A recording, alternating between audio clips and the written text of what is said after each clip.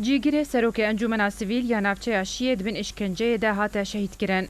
ایرو سبها رجا سهشنبه جبر اشکنجه که تند لسردست گروپا العمشات یا چکدار یا سرب ترکیه و ولاتی کی کرد بناو احمد محمد شیخو جنافچه شیعه یا به سر عفرین روجاوای کردستان کو جیگیر سروک انجمن سیویل یا نافچه شیعه هات شهید کرن.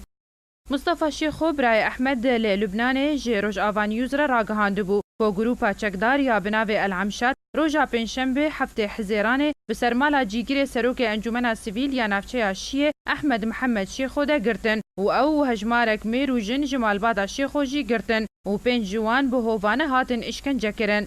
پشتره او هاتن وگوهستن جبو ناوندک پزیشکی لگنده قرمیتلقه جبو درمان کرن آوان و شوابوری او پنج کس سربست هاتن بردان. لی احمد جبر برینن خواه ینگران ایرو ویسبه جان خواه جدست دا و شهید کد.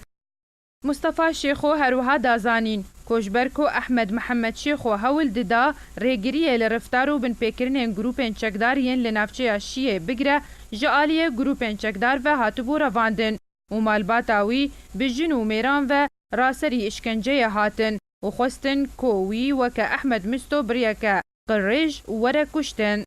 احمد شیخو ده سالیا پنجم دبو جه تمن خواه خیزاندار بو و زاروکن وی هبون.